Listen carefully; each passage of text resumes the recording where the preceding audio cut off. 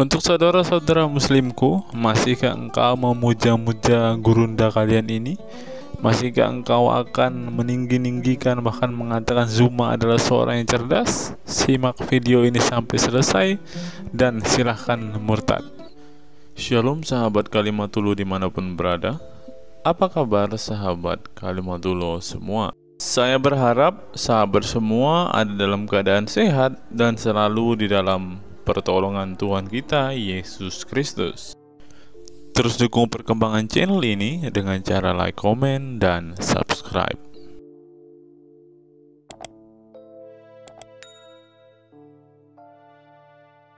Sebelum kita masuk dan fokus membahas video kita hari ini, teman-teman, kita dengarkan kesaksian pujian dari Bang Kay dulu ya, teman-teman.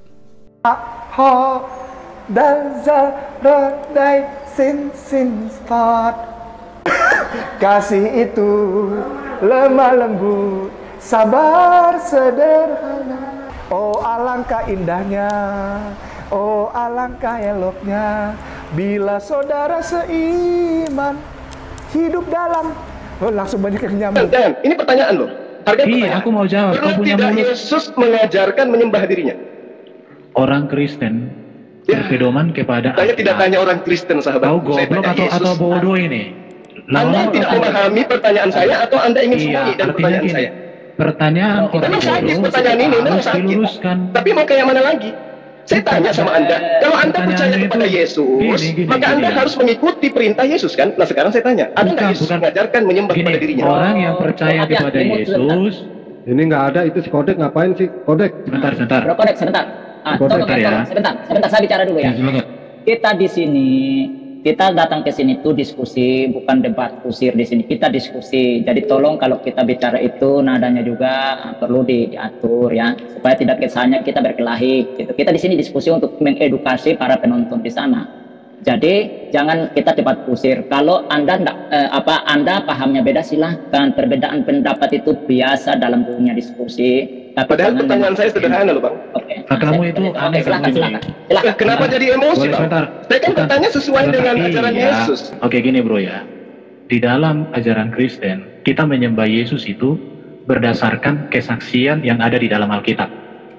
Dan orang Kristen memiliki prinsip yang dewasa tidak mesti lagi disuruh-suruh. Tetapi orang yang dewasa itu mampu meneladani hal yang baik, melakukan hal yang baik dan yang benar. Tetapi kalau memang kanak-kanak, itu mesti disuruh-suruh. Jadi pertanyaan bro itu, pertanyaan yang cocok diberikan kepada orang yang masih pemahaman kanak-kanak. Sedangkan orang Kristen itu pemahamannya, pemahaman yang dewasa. Itu yang bro harus pahami. Jadi, saya mau katakan samamu, pertanyaannya salah, karena memang kamu sudah salah memahami ajaran Kristen. Oke, baik. Itu. Saya tanya, saya ulang. Adakah Yesus mengajarkan menyembah kepada Bapa?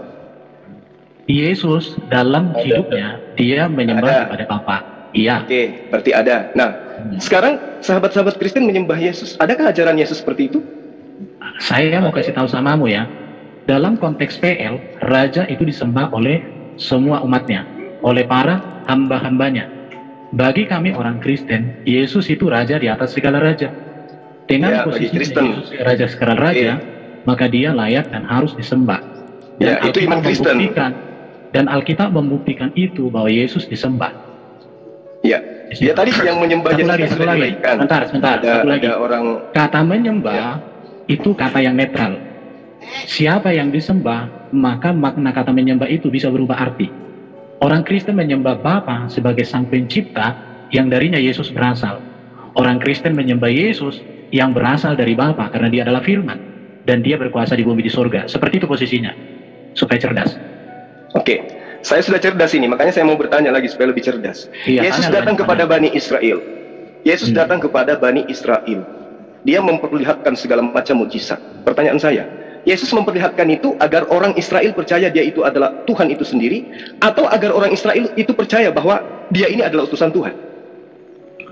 Yesus melakukan mukjizat itu supaya orang mengenal kebesaran Allah, kehendak Allah, rencana Allah bagi keselamatan manusia melalui kehadiran Kristus, melalui pribadi Kristus, melalui etika daripada Kristus. Anda dikalah sama anak kecil kalau begitu. Sebentar, Anda Karena ditanya Yesus apa? mengatakan, Pertanyaan saya yang pertama Anda sudah makananku selesaikan. ialah Pertanyaan kedua Anda selesaikan lagi. Tolong kasih dan menyelesaikan pekerjaannya. Ya, jadi jelas Anda ya. tidak ngerti pertanyaan soalnya. Bukan, kamu yang tak Saya mengerti tanya, Alkitab. Yesus Sehingga datang kamu ke atas melahirkan muka bumi pertanyaan. ini, memperlihatkan, membangkitkan Lazarus dan seterusnya itu untuk membuktikan dia itu Tuhan pencipta alam semesta atau dia itu utusan Tuhan. Itu pertanyaan saya. Boleh saya jawab nggak nih? Sebentar. Yang lain tenang dulu. Pak Irben Sebentar, yang saya jawab sama. cuma itu ada dua itu. Bukan. Boleh saya jawab cuma ini enggak? Pertanyaanmu Karena itu, sebentar. Pertanyaanmu itu, kamu berikan dua jawabannya, tapi jawabanmu itu yang dua-dua itu bukan pilihan yang tepat bagi orang Kristen. Lah, Artinya, Yesus datang sebagai pertanyaanmu utusan, pengakuannya Yesus. Bukan Ini begitu makanya saya caranya. bilang, Bukan begitu caranya. kamu sahabat saya ini selalu Kalau menjawab orang dalam yang perspektif dewasa, ajaran One Kristen. by one, please. Kalau Yang orang saya tanya, dewasa- One by Yesusnya. one, please. Bukan saya tanya Kristennya. One by one, Yesus. please. Jadi gini ya bro ya, saya kasih tahu sama kamu, Yesus datang ke dunia ini untuk menyatakan kehendak Allah, rencana Allah, program Allah bagi keselamatan. Dan seluruh ajaran Yesus, seluruh perbuatan Yesus untuk mengembalikan manusia kembali kepada keselamatan yang direncanakan oleh Bapa. Itulah tujuan dari semua apa yang dilakukan Yesus. Karena Yesus sendiri mengatakan, makananku ialah melakukan kehendak Dia pekerjaan yang Bapakku yang telah mengutus dan aku. menyelesaikan pekerjaannya. Jelas. Ya, artinya ketika Yesus datang, apapun yang diperlihatkan itu adalah pekerjaan yang diterima dari Bapaknya, bukan? Iya betul. Berarti dia adalah utusan Tuhan. Alkitab mengatakan bahwa Yesus adalah utusan, tetapi dia adalah firman yang menjadi manusia. Pertanyaannya adalah, utusan Mana yang Yesus bagaimana? mengajarkan Sebentar dulu. Masa jawaban lebih pendek daripada pertanyaan? Kamu gimana sih? Yang harus kamu pahami, Pertanyaan saya pendek. sebentar. silakan. Pertanyaan pendek, jawaban panjang itu wajar. Tapi kalau pertanyaan panjang, jawaban pendek, itu namanya kebalikan dari wajar. Jadi orang Kristen bukan hanya melihat Yesus ini utusan, tetapi sampai kepada utusan yang bagaimana? Utusan dari mana? Utusan untuk apa Yesus ini? Sampai begitu. Utusan dari mana? Dari surga. Firman menjadi manusia. Dalam iman Kristen, hanya satu-satunya utusan yang datang dari surga, hanya Yesus. Utusan yang tak berdosa. Utusan yang mengampuni dosa. Utusan yang terbaik di atas yang terbaik. Ya, Itulah. itu iman Kristen. Itu iman Kristen. Bukan hanya iman Kristen, itu ajaran Alkitab yang kamu tidak tahu Ya, selama ini. itu ajaran Dan Kristen. sekarang Yang saya kasih tahu tanya sama ini kamu. tentang Yesus. Yesusnya ini. Anda kan lebih kenal Yesus Ajaran daripada saya. Kristen adalah Alkitab. Kamu tidak bisa Saya mengenal tidak Yesus sedang tanpa mengajar. Alkitab. Saya sedang tidak bertanya iman Kristen. Iman Kristen saya sudah tahu. Yang ada saya yang tanya tahu ini iman tentang Kristen. Yesus. Saya bertanya tentang Yesus. Yesus itu datang mengajarkan dirinya sebagai Tuhan itu sendiri atau mengajarkan sebagai utusan Tuhan. Saya Itu loh sudah pertanyaan jawab saya. tadi. Saya Anda sudah menjawabnya dalam perspektif iman Kristen. Anda Iya, tidak iya, menjawab iya. ajaran berdasarkan Yesus. Alkitab. Alkitab itu dasar ajaran orang Kristen. Tidak bisa orang Kristen mengenal Yesus tanpa Alkitab. Segala ajaran Kristen berpedoman kepada Alkitab. Itulah yang saya jawab tadi. Ketika saya mengatakan ajaran Kristen, itu artinya saya menjelaskan Alkitab yang menjadi fondasi dasar iman Kristen. Di situ. Jadi Yang kalau saya kamu minta ajaran bertanya Yesus sama orang bukan Kristen, Kristen.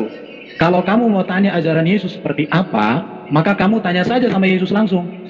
Nah, Tapi kalau itu kau dia. tanya sama orang Berarti Kristen, maka ungkapan kamu Anda ini akan berarti panik. Anda Kau bukan tanya pengikut sama orang Yesus. Kristen kan? Kalau kau tanya sama orang Kristen, jawabannya adalah Alkitab. Iya, Boleh artinya Anda saya bukan Dan pengikut kami Yesus. orang Kristen Anda tidak bisa mengikuti Yesus. menjelaskan bukan untuk memuaskan keinginanmu. nih. Tolong semua Saya dulu. jawab dulu ya. Entar dulu. Saya minta ya, kita di sini itu diskusi, Iya betul. bukan debat. Entar. Jadi, Bro Zuma maupun kita orang Kristen, jangan kita menyimpulkan untuk keyakinan orang Islam, dan yang Islam jangan menyimpulkan untuk keyakinan orang Kristen. Gitu ya, karena kita diskusi. Biarlah yang Muslim menjelaskan tentang keyakinan dia, apapun pendapat dia. Begitu juga dengan orang Kristen. Jadi jangan kita ya menyimpulkan untuk agama orang lain. Itu nanti buat ribut. Kami di sini, kami tidak mau itu terjadi di Zoom ini. Ya, Bang tolong. Sniper, Nah, itu saya aja. paham Oke. Bang Sniper, sedikit Bang. Kepada Ya. Bang Sniper nih, saya mau tanya. Ini saya bertanya tentang, yang tahu tentang Yesus kan yang paling dekat teman-teman Kristen. Yang saya tanya, ajaran Yesus, bukan ajaran Kristen. Kan itu yang saya tanya. Tapi yang tadi, Makanya, Bro, saudara siapa namanya itu menjelaskan imannya dia. Yang saya tanya Boleh ini, saya jawab enggak ini? Saya jawab dulu yang sebentar saya bro. tanya itu Yesus. Siapa Yesus menurut Yesus? Dia utusan Tuhan atau Tuhan itu sendiri? Oke, Kan itu yang saya saya jawab Nanti dulu saya ya. begini, sama saja saya bertanya sama bro, mana ajaran Allah di dalam Islam? Karena Allah tidak pernah berbicara dengan Muhammad, tapi Jibril. Sama saja, jadi kamu jangan bertanya konyol. Oh, tidak Bertanya yang dong. cerdas. Tidak sama, Coba- beda itu. Coba berikan dulu satu kalimat di dalam Quran itu yang perkataan Allah langsung kepada Muhammad, ada nggak? Beda dong. Allah itu Ya tidak sudah, musuh kalau jadi beda, manusia. kau jawab. Jadi Berarti gitu. dia ada wakilnya. Makanya, Seperti kamu Yesus, jangan Yesus itu suka wakil standar Tuhan. ganda. Anda Jangan tidak kamu bisa suka bertanya standar langsung ganda. kepada Allah, kepada Bapa, tapi harus bertanya kepada Yesus. Sama seperti kami. Begini loh jawabannya Rasulullah. Zulkifli, begini jawabannya bro, bahwa Bahkan. Yesus, ya bahwa Yesus turun ke dunia untuk mempraktekkan dirinya menjadi manusia, bahwa kemanusiaannya ada gitu. Jadi yang Anda tanya tadi apa ya? Kok sampai Yang bisa? saya tanya, Yesus itu datang ke atas muka bumi kepada Bani Israel untuk membuktikan dirinya sebagai Tuhan pencipta alam Ada. semesta, atau Betul. membuktikan dirinya sebagai utusan Tuhan sang pencipta alam semesta. Yang pertama saya sebentar kawan. Tunggu dulu bro. Dan Anda membuat satu kesimpulan, memberikan utusan. Jadi Anda bertanya utusan itu, Anda dapat tolak ukurnya dari mana? Yesus di banyak dalil mengatakan dia adalah utusan Tuhan. Bahkan kalau kita lihat di dalam konsep ajarannya, hidup kekal loh. Hidup kekal, resep menurut Yesus mengenal dia sebagai utusan Tuhan. Tadi Itu saya hidup sudah kekal. jawab tentang Yesus Oke. sebagai utusan, jadi Kekal bukan itu apa masalah. artinya? Gini loh bro, biar kamu dapat. Anda tadi mengatakan kekal. Yesus kekal. Yang kekal itu apa? Tentu hanya Saya tidak Tuhan mengatakan satu-satunya. Yesus kekal. Tidak ada ucapan saya Yesus itu kekal. Yang saya katakan, Yesus mengajarkan kepada Bani Israel untuk memperoleh hidup kekal itu resepnya dua. Percaya hanya kepada Tuhan yang menyembah, yang mengutus dia, dan percaya dia itu adalah utusan Tuhan. Nah, makanya saya tanya, menurut Yesus datang kepada Bani Israel memperlihatkan segala macam mukjizat yang sangat luar biasa, itu untuk membuktikan dirinya sebagai utusan Tuhan atau membuktikan dirinya Tuhan itu sendiri? Saya jawab ya. Membuktikan dirinya, dengar, membuktikan dirinya adalah Tuhan itu sendiri menjadi terang bahwa di dalam kekristenan itu Ada dalilnya? Ada perkataan Yesus begitu? ada. Sebentar. Anda bertanya kan, saya menjawab. Jadi begini. Nah, bahwa kekristenan itu adalah terang. Maka siapapun yang percaya kepada Tuhan Yesus, maka dia akan terang. Kenapa dia terang? Karena motivasi ajarannya yang benar. Karena ajarannya bagus, maka itu adalah menjadi terang. Tapi kalau ajarannya salah, tentu itu gelap. Nah, itu menjadi motivasi kita melihat Yesus itu adalah kebenaran. Kebenaran itu adalah Tuhan. Nah, Iya. yang Anda tanya apalagi bukan terangnya di situ. Nah kan tadi Nah, Abang coba- mengatakan Yesus Sebentar, datang sebentar. menerangkan Cuma- dirinya cuma- adalah Tuhan. Sebentar. Iya kan? Cuma- Mana Bentar, buktinya yang kalau kawan dia saya, adalah bentar Tuhan? dulu. Tunggu Bang. Bentar dulu ya. Yang pertama, penggiringan opini dari Juma sudah salah. Kamu katakan Yesus datang untuk Bani Israel. Yesus Oh iya, datang pasti. untuk semua bangsa. Nah, itu udah pasti. Enggak. Yesus Jangan ada melakukan tindak mujizat. ajaran Yesus. Bentar. Enggak. Yesus menyembuhkan orang Samaria. Yesus kalau menyembuhkan enggak apa-apa. perwira Roma.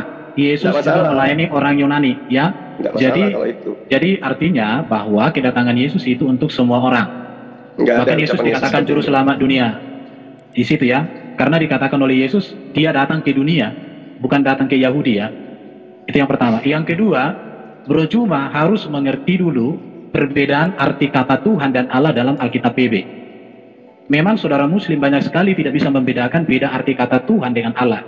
Kalau Ibu Lindsay sangat gampang memahami beda kata God dan Lord.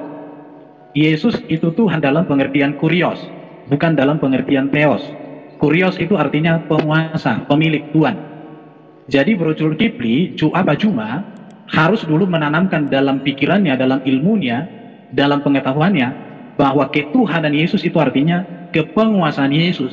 Bahwa Yesus berkuasa di bumi di surga, dan kepenguasaannya itu berasal dari Bapa. Ini harus disamakan dulu persepsi tentang arti kata Tuhan, supaya dialognya elok. Tapi kalau Bro Juma tidak memahami perbedaan ini, maka izinkan saya menjelaskan. Kalau sudah saya jelaskan, Bro tidak paham, berarti kemampuan nalarnya itu yang harus diperbaiki. Jadi Tuhan dalam konteksnya itu adalah kurios. Allah di situ adalah theos. Kurios itu berbicara tentang kepenguasaan. Kepenguasaan Kristus. Dia berkuasa di bumi di surga, maka dia mengadakan mujizat. Dan mujizat dilakukan Yesus untuk semua orang yang datang kepadanya, tanpa memandang apa yang menjadi bangsa, suku, atau agamanya apapun. Silakan ditanggapi. Ya, jadi kalau Anda kemudian ingin mengajari saya Tuhan dan Allah, itu kebalik Bang. Harusnya saya ngajarin Anda. Karena kenapa original kitab Anda itu tidak ada kata Allah. Tunggu dulu. Ayat saya yang harus ngajarin Anda. Kata Allah itu diambil dari Al-Quran. Khususnya lembaga Alkitab Indonesia. Salah. Dari kata mana diambil Allah itu? Tolong terangkan saya. Silakan. Silakan. Dari mana asal kata Allah diambil oleh lembaga Alkitab Indonesia? Silakan. Oke, sebentar. Kayaknya perlu dipanggilin Husain deh, yang orang Arab itu. Dijelaskan dulu. Loh, ini kitabnya diterjemahkan dalam bahasa Arab atau dalam bahasa Indonesia? Sebentar, saya jawab samamu ya. Ya, silakan. Kerajaan Arab sudah ada di zaman Salomo. Kerajaan Arab. Ya, bahkan saya sudah ngerti kalau itu, Bang. Kau diam. Kitab Anda diterjemahkan ke dalam bahasa Indonesia, bukan ke dalam bahasa Arab. Ngomongnya gantian dong, Bang Zul. Cuma biasain kalau orang jawab jangan dipotong. Biasain kalau orang jawab jangan dipotong. Jadi kalau saya menjawab, Anda boleh potong gitu? Enggak. Kamu suka memelintir, bro. Iya. Saya jawab ya. Ya, silakan. Di dalam data Alkitab, Begini, kalau saya menjawab, Anda potong. Giliran kalian menjawab, saya agak ada, cuma nggak ada yang Oke. Jangan di-mute. Saya cuma sendiri di sini, kawan. Saya jelaskan kepada Anda. Enggak, udah salah, bro. Kalau saya yang menjawab, jangan dipotong juga dong. Cuma Anda yang bisa. Tidak salah. Jadi saya Anda tidak punya penilaian kepada saya yang berdasar. Sekarang gini, kitab Anda itu dalam bahasa Yunani diterjemahkan ke dalam bahasa Indonesia atau ke dalam bahasa Arab? Saya tanya dulu. Bahasa Indonesia atau bahasa Arab? Sekarang saya jelaskan samamu. Silakan. Jadi gini, belajar sejarah itu harus diawali dari akarnya, dari awalnya. Ya, silakan. Oke. Silakan. Bangsa Arab sudah memberikan upeti kepada Raja Salomo di abad ke-7 sebelum Masehi, abad ke-9 sebelum Masehi. Artinya ketika Raja Arab sudah ada, maka bangsa Arab sudah ada dan bahasa Arab sudah ada. Di zaman Kisah Para Rasul, orang-orang dari Arab datang ketika peristiwa Pentakosta dan mereka berbahasa Arab. Bahasa Arab adalah begitu. Dan gereja juga sudah menemukan manuskrip atau buku liturgi di mana kata Allah itu sudah digunakan oleh orang Kristen sebelum Islam ada. Berarti jadi betul, nama Tuhan itu Allah. Sebentar. Jadi kata Allah itu sudah digunakan oleh orang Kristen, orang Yahudi, bahkan kaum pagan dan agama-agama lain yang berpusat di Nabatean waktu itu sebelum Islam sudah memakai kata Allah itu sebagai panggilan kepada sesembahan mereka. Jadi kata Allah itu bukan milik Islam, tapi itu milik bangsa Arab atau semua orang yang bisa menggunakan bahasa Arab. Dan satu lagi saya mau sampaikan samamu, Alkitab bahasa Indonesia diterjemahkan tidak mengacu kepada KBBI, karena Alkitab terjemahan bahasa Indonesia lebih tua daripada KBBI. Jadi kalau kamu memahami sejarah secara utuh, maka kamu akan bertanya dengan cerdas. Tapi karena kamu memahami sejarah hanya secuil, maka kamu mempertontonkan pengetahuanmu yang secuil itu, dan kamu pintar bagi orang yang tidak pintar. Tapi kamu tidak pintar bagi kami yang pintar. Oke, sekarang giliran saya. Ya, jangan dipotong. Lembaga Alkitab Indonesia itu. Jangan yang ada yang potong ya, jangan ada yang potong ketika Bro Zuma bicara ya, biarkan dia bicara. Oke. Lembaga Alkitab Indonesia itu diresmikan tanggal 9 Februari tahun 1954. Oke? Kitab Anda sejatinya diterjemahkan ke dalam bahasa Indonesia, bukan ke dalam bahasa Arab, karena kita lagi di Indonesia. Kalau orang Arab Kristen menggunakan kata Allah, wajar. Mereka orang Kristen. Tapi kalau orang Indonesia, apakah mereka orang Arab? Kan bukan. Nah, disinilah yang saya katakan, saya yang harus menjelaskan kepada Anda kata Allah. Karena Islam itu, kata Allah itu patok matinya adalah nama Tuhan kami, gitu loh. Kalau Anda mengatakan bahwa Allah bukan nama Tuhan, lalu apa?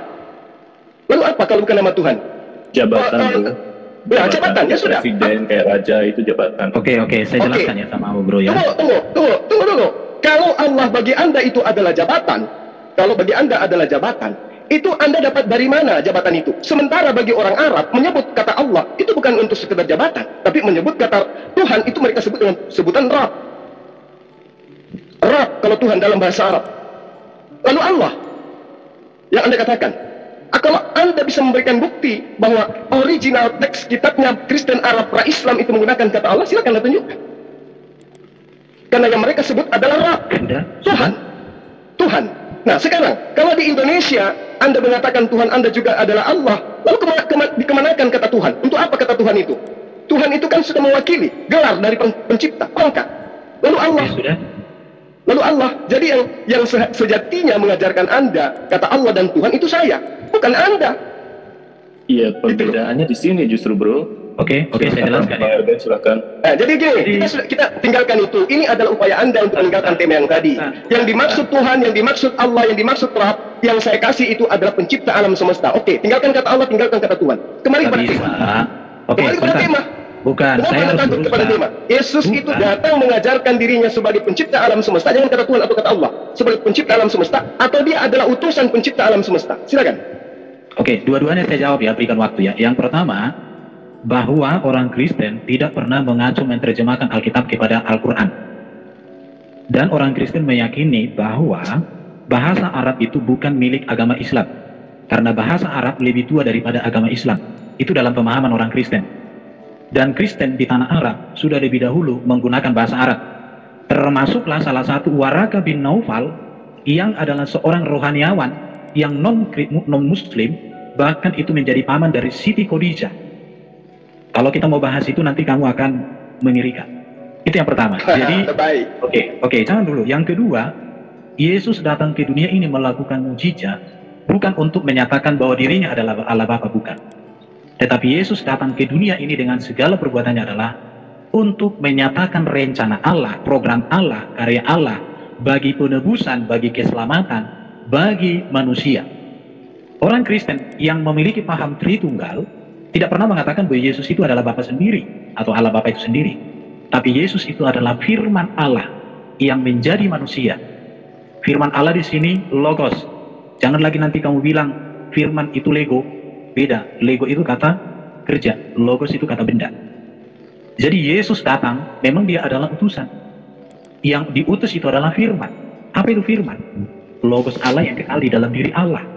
Sesuatu yang ada di dalam diri Allah tentu adalah Allah. Karena itulah maka orang Kristen mengatakan Yesus adalah Allah karena dia logosnya sendiri. Ini pemaparan yang sangat sederhana. Silakan kamu tanggapi atau kamu tanya, silakan. Ya, jadi Anda sudah menjawabnya dengan jujur. Yesus datang untuk membuktikan dirinya sebagai utusan Tuhan, utusan pencipta alam semesta. Sebentar, jangan dipelintir dong bro kata-kataku. Utusan Allah Bapa, bukan utusan ya Tuhan. Udah. Bukan. Sama aja itu yang saya maksud Allah Bapa pencipta alam semesta. Enggak. Kamu dewasa bro, jangan anak-anak lah. Tadi kan saya sudah Anda menggunakan istilah-istilah Islam. Bukan begitu. Oke, saya ikuti maunya. Yesus datang menyatakan dirinya sebagai utusan Allah Bapa. Oke, saya ikut bicara Anda, Allah Bapa. Oke, berarti Yesus itu bukan Allah Bapa itu sendiri kan? Iya, betul. Kamu betul. Nah, sekarang kesimpulannya sudah nyata kan bahwa Yesus itu bukan Allah Bapa. Nah, kenapa kalian menyembahnya? Sementara dia bukan Tuhan Allah Bapa. Oke, saya jawab ya. Tadi kalau kamu masih ingat ketika saya berbicara arti kata menyembah, seharusnya pertanyaan ini tidak kamu ulang. Dalam konteks PL, raja itu disembah, Daud disembah, Salomo disembah, dan orang Yahudi itu menyembah Allah juga. Artinya menyembah itu sesuatu yang disembah, tidak melulu hanya Allah. Karena kata menyembah itu kata yang netral. Kata menyembah itu bisa berubah makna, tergantung oknum, objek, kemana dia menyembah, siapa yang disembah itu. Kami menyembah Yesus karena memang dia adalah raja segala raja, dan dia adalah firman Allah sendiri yang maha kuasa, yang kekal. Dalam konteks itu, jadi kami menyembah Yesus bukan menggantikan Yesus itu bahwa dia adalah Allah Bapa itu sendiri, bukan. Tapi dia adalah firman Allah, dia adalah raja segala raja, kurios, dia adalah Tuhan di atas segala Tuhan. Dalam konteks itulah kami menyembah Yesus. Ini yang harus bro, tolong dicatat pernyataan saya supaya nanti jangan pertanyaannya ulang-ulang. Kalau ulang-ulang nanti kan kelihatan kita tidak dewasa bro. Oke, silakan tanggapi. Bentar Bang Juma sebentar. Ini di channelnya Juma penontonnya kok bisa lebih banyak ya, hampir 2000 ya. Biasanya cuma 1000 loh. Oh berarti sering-sering deh Juma keluar kandang gitu. Baik. Kalau terlalu sering kamu sama aku nanti channelmu sepi kok. Baik. Ya lanjut cuma iklan aja. Oke. Ya berarti kita jadi rezeki buat Bro Zuma ya. Oke, lanjut. Jadi gini, di awal saudara sudah mengakui Yesus itu adalah utusan Allah Bapa. Artinya Yesus bukan Allah Bapa. Tapi pada kondisi kejujuran Anda kemudian mengakui dengan segala macam embel-embel yang Anda sebutkan tadi kepada Yesus yang adalah utusan Allah Bapa, kemudian menjadikan Anda mendudukkan Yesus itu sendiri adalah Allah Bapa itu sendiri. Kalau tidak, berarti itu jangan suka memelintir lah. Sekarang begini, Anda mengatakan tadi Yesus itu, jadi boleh motong gitu ya. Tadi saudara mengatakan Yesus itu adalah utusan Allah Bapa. Ya cuma bentar, tadi Anda bilang ketika saya menjelaskan saya memelintir, tetapi kan saya nggak begitu. Nah sekarang Juma juga begitu, dibilang jangan melintir. Saya nggak melintir loh. Saya mengatakan Anda mengatakan Allah Bapa. Yesus itu adalah Allah Bapa. Kemudian Anda mengatakan Yesus itu adalah Sang Firman. Yesus itu adalah Firman. Terus apa lagi? Yesus itu adalah? Yesus itu adalah firman Allah yang menjadi manusia.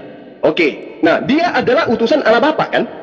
Iya, firman diutus Allah Bapa. Iya, betul. Berarti Yesus bukan Allah Bapa? Dia bukan Allah Bapa, tapi firmannya Allah Bapa. Selesai. Tapi sekarang konsep iman Kristen yang saya tahu mendudukkan Yesus itu sebagai sembahan. Dalam arti kata, dialah pencipta alam semesta itu sendiri. Benar? Salah, kamu salah. Kami menyembah Yesus karena dia adalah firman Allah yang olehnya Allah mencipta. Kami menyembah Yesus karena dia adalah berkuasa di bumi di surga, di mana kekuasaan dilimpahkan oleh Allah Bapa kepadanya. Dalam konteks itu. Berarti saya keliru. Nah, sekarang. Oke, saya keliru. Sekarang sembahan saudara saya ini ada berapa? Berarti kamu belum memahami arti kata menyembah. Jawabannya dulu. Sembahan Anda ada berapa? Bukan begitu. Kami menyembah Allah Bapa sebagai Sang Pencipta yang darinya Yesus berasal. Dan kami menyembah Yesus sebagai wujud nyata kami, kehormatan kami kepada Bapa yang mengutus. Karena Yesus sendiri mengatakan, barang siapa menghormati Bapa, ia menghormati aku. Barang siapa tidak menghormati aku, dia tidak menghormati Bapa. Jadi ini bukan masalah jumlah. Saya kasih contoh ya, Orang di kerajaan keraton di Jogja, semua dayang-dayang hamba-hamba di sana yang adalah Muslim menyembah seorang yang namanya Sultan. Tetapi mereka juga Muslim menyembah Allah, SWT. Apakah mereka memiliki dua penyembahan? Iya, tetapi satu sebagai Allah Sang Pencipta, tetapi satu sebagai seorang Sultan. Kami menyembah Allah Bapa sebagai Sang Pencipta kami, dan kami menyembah Yesus sebagai penguasa yang kekuasaannya berasal dari Allah, dan dia adalah Raja segala Raja, dan nanti menjadi hakim di akhir zaman. Dalam konteks itu kami menyembah Yesus. Oke, berarti sembahan Anda kan ada dua? Bukan masalah satu atau dua, tapi sembahan kami kepada Allah yang Esa sebagai pencipta, final hanya satu. Sembahan kami kepada Kristus yang adalah, dia adalah firman yang menjadi manusia, Raja segala Raja. Sembahan Anda final, Allah Bapa. Nah, terus Allah Yesus Bapa sebagai Sang Pencipta, Yesus sebagai Raja segala Raja disembah. Dalam hukum berarti dua. Seorang raja. Berarti dua sembahan Anda. Saya sudah kasih contoh tadi samamu, seperti orang di keraton Jogja. Raja Sultan disembah oleh para hamba-hambanya itu, tunduk mereka, hormat mereka, tapi bukan penyembahan sebagai seorang Allah, tapi seorang raja. Bagi kami Yesus posisinya seperti itu. Oke, berarti kesimpulannya sembahan Anda adalah dua. Yang pertama Allah Bapa, bukan. Yang kedua adalah Yesus. Kesimpulan yang salah. Kesimpulan saya tadi sudah cukup jelas. Tergantung kamu bagaimana memahaminya. Iya, itu yang saya pahami. Itu yang saya pahami. Sembahan Anda adalah dua. Ada dua. Itu bukan, pemahamanmu seperti itu sama seperti iblis yang belajar Alkitab suka mengurangi perkataan atau mengubah perkataan. Tadi katanya Yesus bukan Allah Bapa. Iya, betul. Nah, sekarang Yesus juga Anda sembah. Iya, sebagai Raja segala Raja. Iya, mau sebagai Raja, mau sebagai apapun yang jelas Anda sembah kan? Iya, Raja segala Raja. Nah, berarti sembahan Anda ada dua, kan begitu. Di dalam konteks PL, dalam kerajaan Israel, Raja disembah sebagai Raja mereka. Karena kata penyembahan itu bisa diartikan juga sebagai penghormatan, pengabdian, ketundukan. Jadi kata penyembahan itu kata yang netral. Dia bisa berubah makna terletak pada objek atau oknum di mana kata menyembah itu dialamatkan. Yang pasti Yesus itu Anda imani sebagai Raja di atas Raja kan? Oh iya pasti, Raja segala Raja. Makanya kami percaya kalau Allah Bapa, kalau Allah Bapa, pencipta alam semesta yang darinya dia bukan Raja di atas Raja. Loh, Allah Bapa itu pemilik alam semesta. Ya itu makanya saya tanya, dia bukan Raja di atas Raja. Dia bukan hanya Raja di atas segala Raja, pemilik alam semesta. Nah, itu berarti dua sembahan Anda. Yang satu bukan pemilik alam semesta, yang satu pemilik alam semesta. Saya kasih tahu ya sama bro. Itu maknanya. Bapak itu di atas Raja, bro. Nah, berarti kan dua. Yesus adalah di bawah Raja, yang satu Allah Bapa di atas Raja. Berarti sembahannya ada dua. Oke, saya jelaskan ya. Tadi bro, kan tadi sudah dijelaskan. Saya mau sampaikan begini ya. Dalam konteks orang Yahudi, pada masa kerajaan Salomo dan Raja Daud itu disembah oleh para pelayan-pelayannya, tetapi mereka adalah menyembah Allah Bapa di surga, Yahweh. Bukan berarti mereka menyekutukan. Karena kata menyembah kepada Allah dengan menyembah kepada Raja, kata menyembah di situ berbeda maknanya. Kenapa? Karena oknum alamat penyembahan itu mengubah. Ini sebenarnya kalau orang mengerti bahasa dan konteks. Saya ngerti kalau itu Salomo, Daud disembah dalam perspektif sebagai manusia. Dia tidak menyembah sebagai pencipta. Bukan sebagai manusia, sebagai Raja mereka. Sebagai Raja. Iya, sebagai Raja, tapi Raja dalam perspektif manusia. Kan gitu. Tapi berbeda dengan Yesus. Jadi artinya Yesus ini bukan hanya sebatas seperti Daud, lebih dari itu. Itu iman Anda. Lebih dari Daud, betul. Ya betul. Nah, kenapa? Iya, Saya kasih tahu ya. yang tadi tidak bisa dijadikan sebagai contoh. Daud dengan Raja? Apa bedanya Daud sebagai raja, Salomo sebagai raja dengan Yesus sebagai raja? Daud kerajaannya dari dunia dan Salomo dari dunia. Mereka raja yang berdosa dan jatuh ke dalam dosa, dan mereka butuh pengampunan dosa. Tetapi Yesus raja yang datang dari surga, firman menjadi manusia, yang kerajaannya kekal, yaitu kerajaan surga, raja yang tak berdosa tapi berkuasa mengampuni dosa, raja di atas segala raja, Tuhan di atas segala Tuhan. Itu hanya dialamatkan kepada Yesus. Tapi jadi yang harus dipikirkan adalah dengan gelar Yesus yang begitu agung, yang begitu mulia, dengan pribadinya yang begitu kudus, begitu sempurna, maka layak dia disembah dalam konteks kemuliaan keagungannya, tapi bukan menggantikan posisi Allah Bapa. Nah itu dia, berarti kan beda dengan Allah Bapa. Sehebat apapun julukan yang Yesus beri, yang mengatakan Yesus itu adalah Allah Bapa, bagi orang Kristen itu ajaran yang keliru, bro. Ya, itu dia makanya. Berarti Anda tidak monoteisme karena sembahan Anda itu ada dua. Belum lagi kalau ada Roh Kudus. Berarti kamu nggak ngerti. Kamu nggak ngerti. Saya mau tanya samamu, di dalam Muslim ada 20 sifat Allah. Apakah bisa dikatakan kalian Allahnya 20? Enggak dong, karena itu cuma sifat. Ya beda dengan Tuhan Anda, satu manusia, satu roh. Iya, bedanya adalah sifat Allah Anda tidak pernah menjadi manusia. Sifat Allah kami firman bisa menjadi manusia. Nah itu dia makanya, di situ masalahnya. Karena Anda mengatakan firman menjadi manusia, padahal di dalam kitabnya Bani Israel tidak ada ajaran firman menjadi manusia itu. Yang ada hanya di dalam ajaran Kristen. Ada bro, siapa bilang nggak ada? Yang mana? Firman jadi manusia. Bro Zuma, belum tahu dia. Ya, Bro Kejadian Zuma kan mengikuti. Ntar dulu, Bro Zuma itu mengikuti framingnya si Billy dan si Valen. Dan enggak. Saya belajar sendiri. Bro, nggak usah mengelak, karena Bro ada di sana dengan mereka dan mendapat sumber-sumber dari mereka. Saya ada di mana-mana. Karena orang Kristen. Saya jelaskan ya. Silakan. Dalam konteks PL ada yang namanya teopani. Teopani itu itulah yang disebut dengan firman hadir dalam natur manusia. Itu yang disebut dengan teopani. Itu bisa kita buktikan. Saya karena pakai handphone makanya saya tidak bisa data-data. Itu yang pertama. Yang kedua, Bro mengatakan bahwa kitab Yahudi bukan kitab kami. Bro lupa bahwa Yesus itu orang Yahudi, murid Yesus. Dan kekristenan itu itu lahir dari perut orang Yahudi. Ya. Jadi orang Kristen sejak semula tidak pernah membuang kitab Yahudi, beda dengan Muslim yang membuang kitab Yahudi. Tetapi isi kitab Yahudi banyak dalam tanda petik dikopi di kitab Anda. Kalau kami Anda sebut kitab apa umat terjemahan, maka kamu bisa saya sebutkan Allah penterjemah kitab. Ya, terserah aja. Jadi nggak masalah. Kalau kami menerjemahkan kitab wajar. Tapi kalau Allah menerjemahkan kitab, itu menurut saya perlu kamu renungkan. Seperti yang disampaikan kawanku, Sniper tadi. Sekarang boleh nggak saya bertanya? Ya dari tadi kamu bertanya dengan penjelasan itu. Adam ketika berdialog dengan Allah di Gan Eden menggunakan bahasa apa? Saya tidak tahu.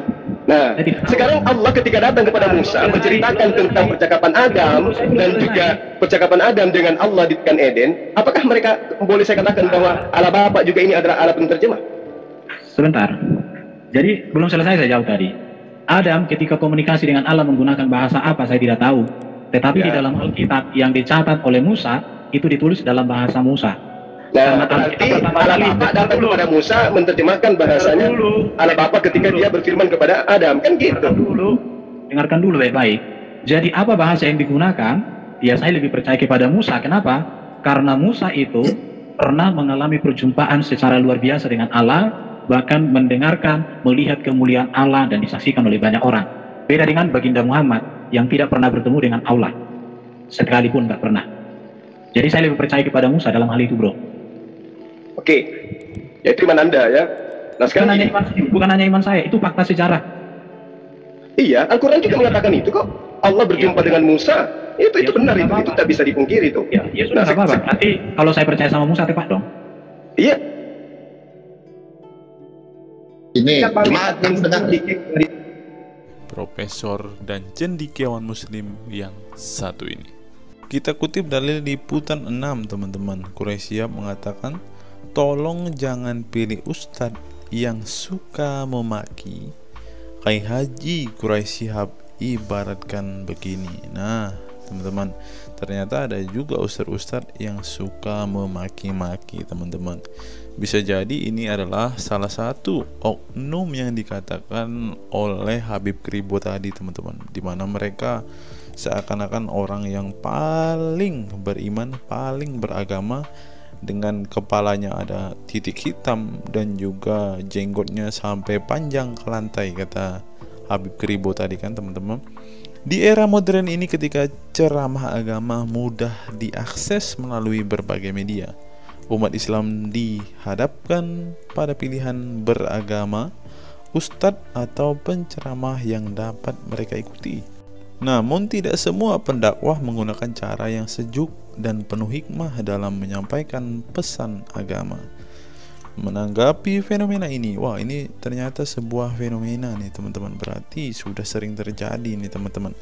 Profesor Kiai Haji Quraisy Shihab, seorang cendekiawan muslim, terkemuka menekankan pentingnya memilih ustadz yang tidak memaki-maki dalam dakwahnya. Quraisy Shihab mengingatkan bahwa dakwah adalah ajakan kepada kebaikan yang harus disampaikan dengan cara yang baik pula. Ia menekankan pentingnya mencontoh akhlak Nabi Muhammad SAW yang selalu lemah lembut dalam menyampaikan ajaran Islam. Mengutip sabda Nabi Muhammad, barang siapa yang beriman kepada Allah dan hari akhir, hendaklah ia berkata baik atau diam. Ayahanda presenter Naswa Shihab menegaskan bahwa ini adalah pedoman penting bagi para pendakwah. Kata-kata yang baik dan penuh hikmah lebih efektif dalam menyentuh hati dan menggerakkan orang untuk berubah ke arah yang lebih baik. Dalam dakwah, seringkali ditemukan penceramah yang menggunakan kata-kata yang keras dengan alasan untuk menegur atau mengingatkan umat. Namun, Profesor Quraisy Shihab mengingatkan bahwa cara ini justru bisa menimbulkan antipati dan menjauhkan orang dari ajaran agama Islam yang seharusnya penuh kasih sayang dan rahmat. Menukil Islam.co, Quraisy Shihab menjelaskan hal yang menarik ketika ditanya seseorang terkait kriteria ustadz yang tepat untuk dijadikan panutan atau sebagai penceramah. Mantan rektor lain sekarang UIN, Syarif Hidayatullah Jakarta, ini menjelaskan dengan penuh kasih ibarat seorang bapak menasihati anaknya. Pilihlah ustadz yang menganut paham moderat. Anda tidak akan mendengar makian, tutur mantan Menteri Agama ke-16 masa Presiden Soeharto ini. Quraisy Shihab menjelaskan bahwa ustadz yang wasatiyah akan terbuka untuk dikritik dan tidak fanatik dengan satu pandangan dan menilai pandangan yang orang lain salah. Quraisy Shihab menjelaskan bahwa ustadz wasatiyah akan terbuka untuk dikritik dan tidak fanatik dengan satu pandangan dan menilai pandangan orang lain salah. Ustadz yang wasatiyah memahami bahwa jalan menuju agama itu besar dan memiliki jalan-jalan kecil untuk menuju jalan besar itu. Karena dalam rincian ajaran agama yang Tuhan tanyakan adalah hasilnya, misalnya 5 tambah 5 10, tapi bisa juga 7 tambah 3 lanjutnya. Salah satu ciri ustadz yang wasatiyah menurutnya adalah berpengetahuan luas. Ustadz yang berpengetahuan luas akan mampu menilai dan menghargai suatu pendapat, sedangkan ustadz yang sempit pengetahuannya akan mudah menyalahkan. Semakin luas pengetahuan seseorang, semakin besar toleransinya. Semakin sempit, semakin bodoh tandasnya. Nah, teman-teman muslim, silahkan kalian mau milih ustadz yang modelnya seperti ini. Karena ustadz yang berilmu itu seperti yang dikatakan oleh Bapak Quraisy Shihab ini, bahwa mereka pasti adalah orang yang sangat toleransi. Tetapi jika ustadzmu kamu dapati tidak bisa bertoleransi atau orang yang intoleran, maka mereka bisa dikatakan ustadz yang BODOH, kata Quraisy Shihab. Nah, pertanyaannya adalah, apakah Zuma termasuk standar ustadz yang baik atau ustadz yang toleran? Mari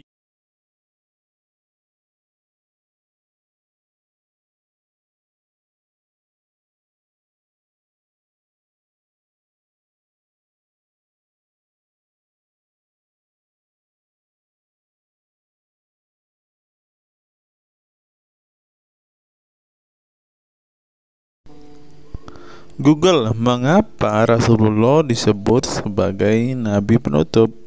Apa alasannya?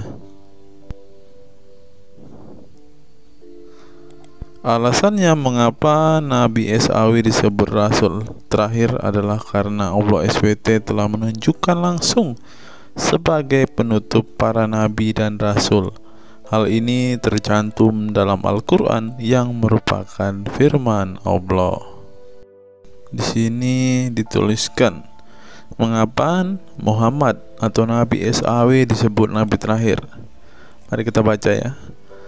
Katamul Anbiya merupakan salah satu julukan Nabi Muhammad yang berarti penutup para nabi, sesuai dengan firman Allah SAW dalam surat Al-Ahzab ayat 40 yang berbunyi, artinya Muhammad itu sekali-sekali bukanlah bapak dari seorang laki-laki di antara kamu, tetapi dia adalah Rasul Allah dan penutup nabi-nabi, dan adalah Allah Maha mengetahui segala sesuatu. Nabi Muhammad SAW merupakan nabi terakhir yang Allah utus untuk menyempurnakan agama-agama sebelumnya. Al-Quran merupakan kitab Allah yang menyempurnakan kitab-kitab sebelumnya, sehingga tidak perlu ada kitab lain karena Al-Quran merupakan kitab Allah yang menyempurnakan kitab-kitab sebelumnya, sehingga tidak perlu ada kitab lain karena Al-Quran sebagai kitab terakhir. Maka dapat diartikan bahwa tidak ada lagi nabi setelah Nabi Muhammad SAW. Nabi Muhammad SAW sebagai nabi terakhir juga didukung dengan dalil lainnya, yaitu surat Al-Sab 61 ayat 6. Dan ingatlah ketika Isa bin Maryam berkata, "Hai Bani Israel, sesungguhnya aku adalah utusan Allah kepadamu, membenarkan kitab sebelumku, yaitu Taurat, yang memberikan kabar gembira dengan datangnya seorang Rasul yang akan datang sesudahku, yang namanya Ahmad dalam tanda kurung Muhammad." Menurut Syekh Al-Zairi dalam kitab Al-Jawahir dan Al-Kalamiyah, alasan kenapa Nabi Muhammad SAW dijadikan nabi terakhir adalah hikmah terputusnya para nabi itu untuk menyeru umat manusia agar beribadah kepada Allah, menunjukkan mereka ke jalan yang lurus dalam urusan kehidupan duniawi dan ukrawi, memberitahu kepada mereka tentang hal-hal yang tidak dapat dicapai oleh penglihatan mereka, dan memberitahu keadaan yang pemikiran mereka belum sampai, dan menetapkan dalil yang meyakinkan serta menghilangkan syubhat keserupaan yang tidak benar. Adapun hubungan dakwah Nabi Muhammad SAW dengan nabi-nabi terdahulu ialah terbangun atas dasar sebagai penguat dan penyempurna dakwah nabi-nabi sebelumnya. Oleh karena itu, semua para nabi selalu dibangun atas dasar dua pondasi utama, yaitu akidah, syariat, dan akhlak. Dari segi kaidah, dari segi akidah, semua ajaran yang dibawa oleh para nabi, mulai dari Nabi Adam alaihissalam sampai Muhammad SAW, adalah sama.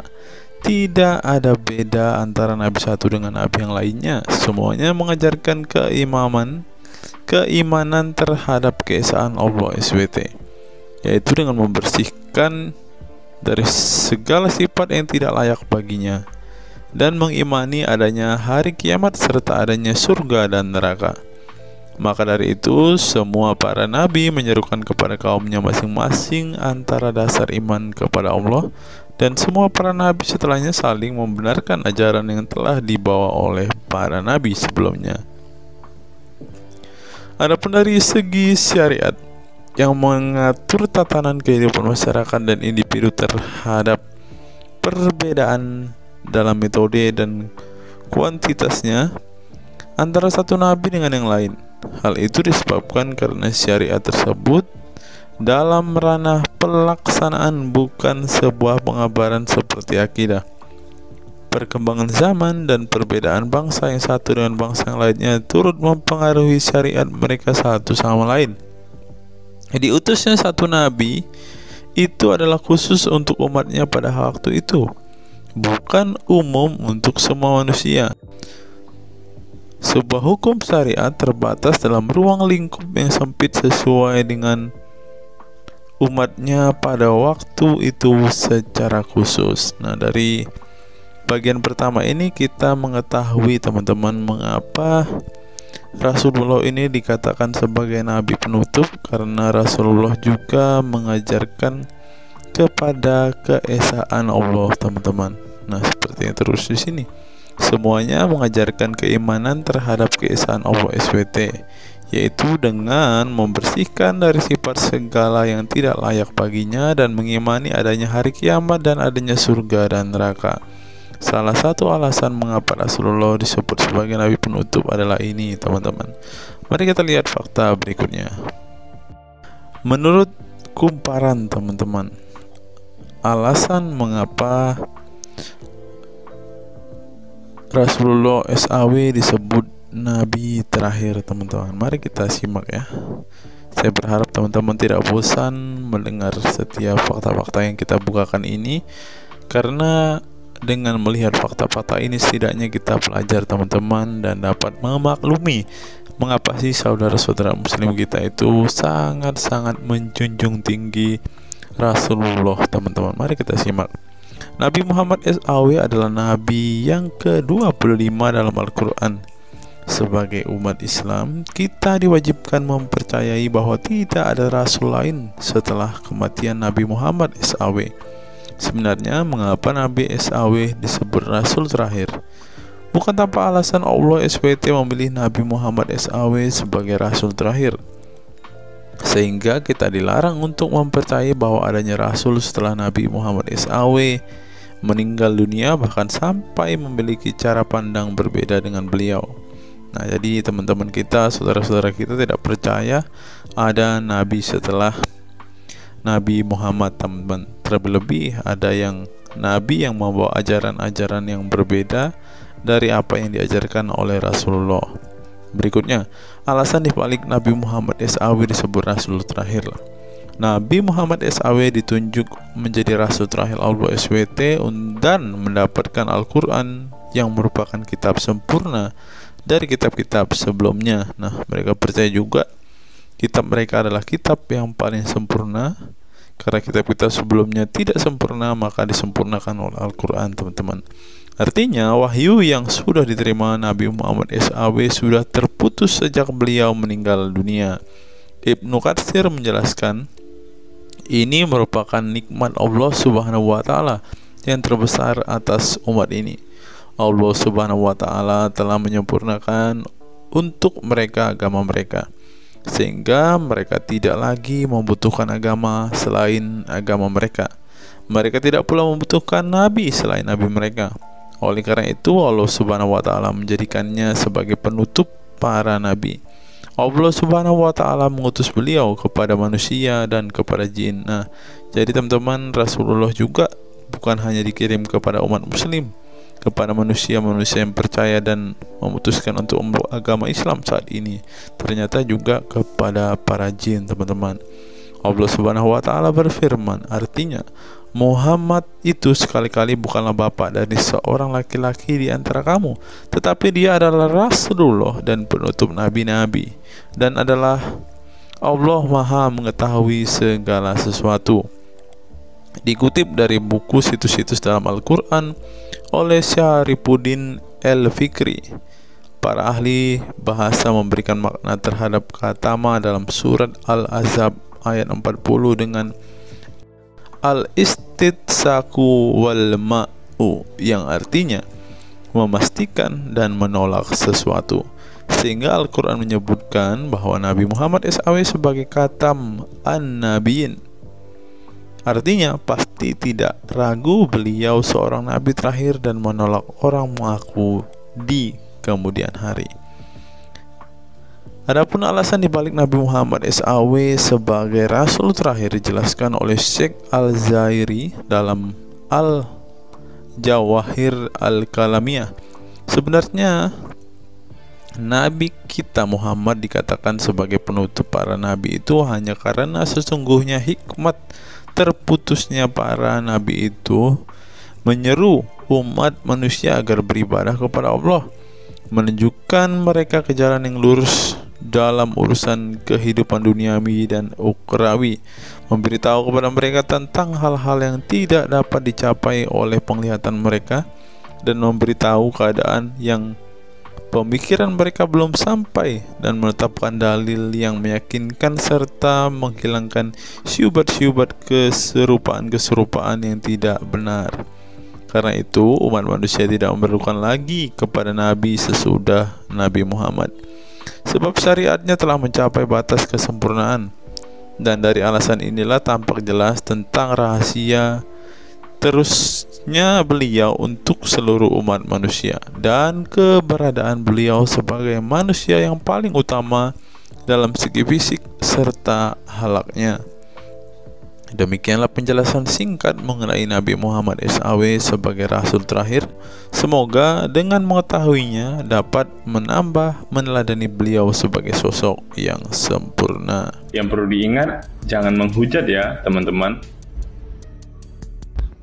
Mengutip sindonews.com, inilah ke-10 keistimewaan Rasulullah. Yang pertama, air liur Rasulullah menjadi obat. Dari Sahl bin Sa'ad berkata, saat Rasulullah dan para sahabat akan berperang di Khaybar, Rasulullah bersabda bahwa ia akan memberikan bendera kepada seorang pria yang cinta dan dicintai oleh Allah dan Rasulnya, dan Allah akan memberikan kemenangan. Rasulullah mencari Sayyidina Ali, akan tetapi para sahabat mengatakan bahwa Ali sedang mengalami sakit mata.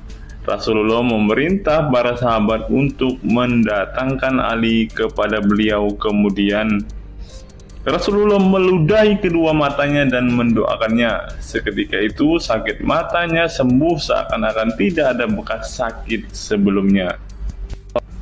Kemudian sahabat Talq bin Ali mengaku pernah digigit kalajengking di kakinya. Lalu Nabi meludahi kakinya dan mengusapnya. Seketika hilang sakit dan berhenti darahnya keluar. Talq bin Ali mengatakan, aku digigit oleh kalajengking ketika aku di dekat Nabi Muhammad, lalu beliau meludahi kakiku dan mengusapnya. Yang kedua, rambut beliau membawa berkah. Sahabat Khalid bin Walid radhiyallahu anhu tak pernah kalah di medan perang. Di setiap perang, Khalid selalu meraih kemenangan dan membuat nyali musuh ketakutan. Ternyata penyebabnya tak lepas dari keberkahan rambut Nabi Muhammad yang selalu dia bawa ketika perang. Rambut beliau juga dijadikan sebagai obat bagi orang sakit. Yang ketiga, keringat Nabi Muhammad menjadi minyak wangi. Anas bin Malik menceritakan keberkahan keringat Nabi Muhammad sebagai minyak wangi. Beliau mengatakan, Nabi masuk ke rumah kami dan beliau qailullah, tidur siang di tempat kami.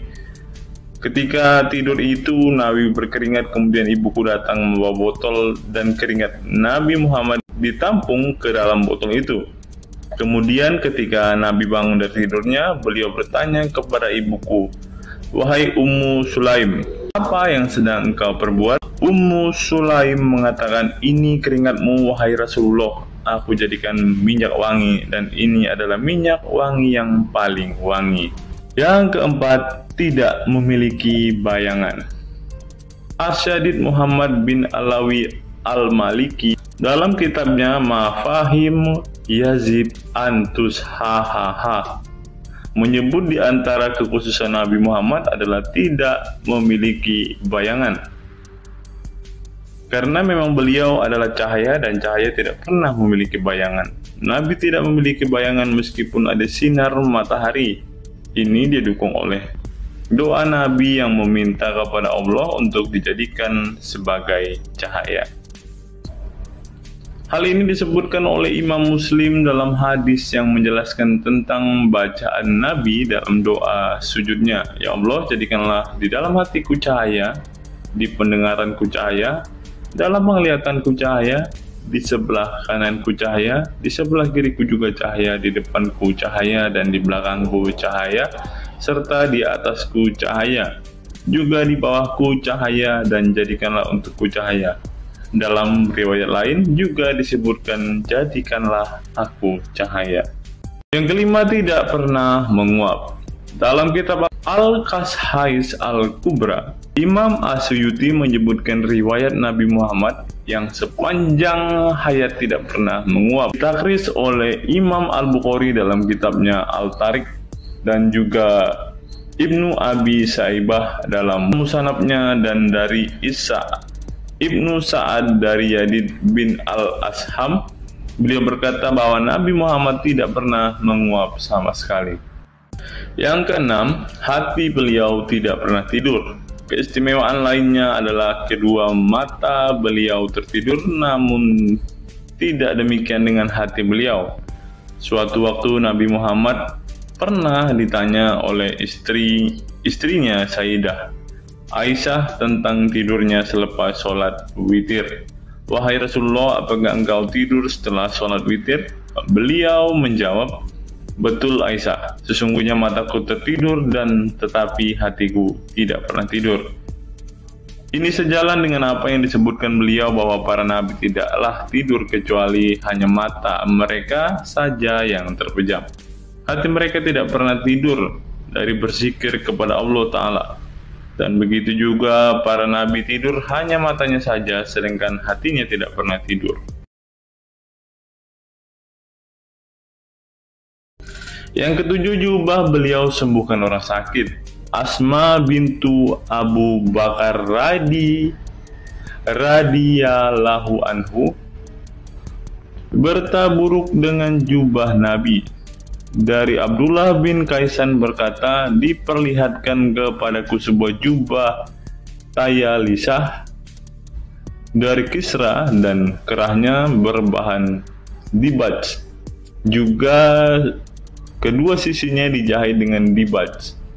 Asma berkata kepada budaknya, wahai Abdullah, jubah ini dahulu ada pada Aisyah hingga ia wafat. Setelah Aisyah wafat, aku pun mengambilnya. Dulu Rasulullah sering memakai jubah ini. Kami pun biasa mencuci jubah ini dengan air untuk menyembuhkan orang yang sakit.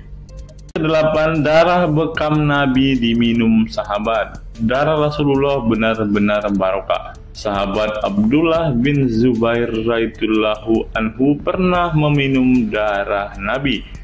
Diceritakan Abdullah datang kepada Rasulullah ketika beliau sedang berbekam.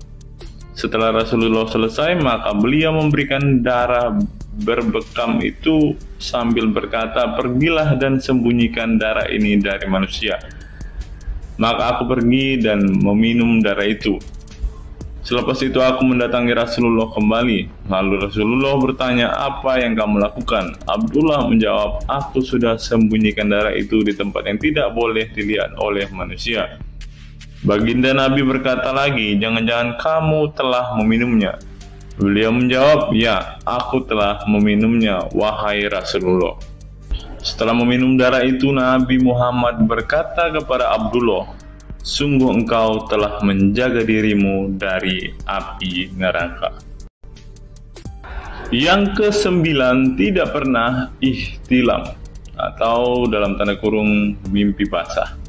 Ihtilam adalah keluarnya air mani karena sebab mimpi atau fantasi. Di Indonesia sering disebut dengan mimpi basah. Dan itu tidak pernah terjadi pada Nabi Muhammad. Dalam kitab hadis Al-Mu'jam Al-Kabir, Imam At-Tabarani mengeluarkan sebuah riwayat dari Ibnu Abbas bahwasannya Nabi Muhammad tidak pernah ihtilam atau mimpi basah. Yang ke-10 yang terakhir, teman-teman, dapat melihat dan mendengarkan ringkihan langit. Dari sahabat Abu Dzar, Nabi Muhammad bersabda, Sesungguhnya aku melihat apa yang kalian tidak lihat, dan aku mendengar apa yang kalian tidak dengar, ringkihan langit. Dan memang pantas langit bersuara ringkih, karena di setiap jarak 4 jari di langit ada malaikat yang menaruh keningnya dan sujud kepada Allah. Demi Allah, seandainya kalian mengetahui apa yang aku ketahui, kalian akan sedikit tertawa dan banyak menangis. Keistimewaan lain dari Nabi Muhammad disebutkan ketika beliau buang air tidak ada bekasnya sama sekali. Dalam kata lain, semua kotoran beliau ditelan bumi, tak sedikit pun yang tertinggal. Beliau juga mampu melihat ke belakang dengan jelas sebagaimana beliau melihat ke depan. Itulah ke-10 keistimewaan Nabi Muhammad yang juga menjadi bukti kenabian beliau. Rasulullah adalah manusia sebagaimana umatnya, akan tetapi Allah menjadikan beliau sebagai manusia yang tidak seperti manusia pada umumnya.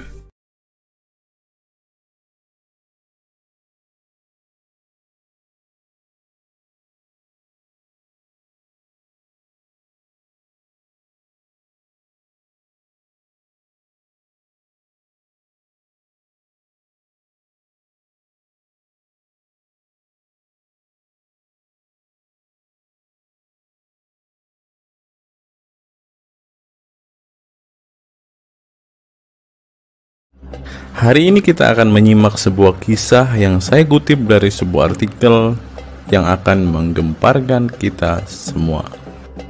Karena kisah ini berisi sebuah cerita tentang para sahabat Nabi Muhammad yang katanya masuk surga. Bagaimana mungkin para sahabat ini bisa masuk surga? Sedangkan junjungan mereka sendiri pun tidak mempunyai kepastian surga. Seperti yang diungkap Bapak Quraisy Shihab berikut ini. Tidak benar, saya ulangi, tidak benar bahwa Nabi Muhammad sudah dapat jaminan surga. Mendengar apa yang dikatakan Bapak Quraisy Shihab tadi, jelaslah bahwa Rasulullah pun tidak pasti masuk surga. Bagaimana mungkin para sahabat masuk surga jika sang junjungan sendiri tidak punya kepastian surga? Memang sedikit aneh sih teman-teman. Nabi tidak pasti masuk surga, tapi para sahabat masuk surga. Mungkinkah para sahabat lebih baik dari sang Nabi? Untuk itu, mari kita simak kisah para sahabat Nabi berikut ini dan temukan alasan mengapa mereka bisa masuk surga. Kisah sahabat Nabi Muhammad SAW yang dijamin masuk surga oleh Allah SWT. Semua manusia pasti menginginkan masuk surga Allah SWT, namun tidak semua jiwa bisa masuk surga. Ada banyak tantangan dan perjalanan yang sangat panjang yang harus dihadapi umat Islam hingga mendapat kesempatan ala SWT untuk masuk surga. Itu juga belum tentu langsung masuk surga. Mungkin harus ke neraka untuk menghapus dosa-dosa terlebih dahulu. Meski demikian, kita bisa belajar dari kisah sahabat Nabi Muhammad SAW yang dijamin masuk surga Allah. Mereka tidak begitu saja mendapat tempat yang keindahannya kekal abadi. Berbagai ujian keimanan dan fisik dalam mengarungi kehidupan mereka di jalan Allah SWT. Siapa sajakah sahabat Nabi SAW yang dijamin masuk surga? Simak selengkapnya dalam ulasan berikut ini. Kisah sahabat Nabi Muhammad SAW yang dijamin masuk surga. Dalam sebuah hadis terdapat 10 sahabat Nabi SAW yang masuk surga. Hadis tersebut berasal dari Abdurrahman bin Auf radhiyallahu anhu. Ia berkata, Rasulullah SAW bersabda. Adapun kisah 10 sahabat Nabi yang dijamin masuk surga yang dikutip dari buku biografi 10 sahabat Nabi yang dijamin masuk surga karya Sujai Fadil 2020. Yang pertama, Abu Bakar As-Siddiq. Abu Bakar As-Siddiq dikenal sebagai manusia terbaik setelah Nabi Muhammad SAW. Beliaulah orang pertama yang beriman kepada Nabi SAW, menemaninya dan membenarkan perkataannya. Ketika Nabi Muhammad SAW meninggal dunia, beliaulah yang dipilih menjadi imam dan melanjutkan kepemimpinan sebagai khalifah. Yang kedua, Umar bin Khattab. Sahabat Nabi Muhammad SAW selanjutnya yang dijamin masuk surga adalah Umar bin Khattab. Dedikasi beliau kepada agama Islam sangatlah besar. Walaupun sebelum ia memutuskan untuk beriman kepada Nabi Muhammad SAW, ia ingin membunuhnya. Setelah masuk agama Islam, Umar bin Khattab menjadi orang yang paling berani dan mendapat gelar Al-Furuq, yang memiliki arti pembeda antara yang benar dan yang salah. Yang ketiga, Utsman bin Affan. Utsman bin Affan merupakan saudagar kaya raya, namun kekayaan tersebut tidak membuatnya sombong, namun kebalikannya. Utsman menggunakan hartanya untuk zakat, sedekah, dan infak. Setelah meninggalnya Umar bin Khattab, beliau melanjutkan kepemimpinannya dan juga melanjutkan tugas untuk menyusun mushaf Al-Quran.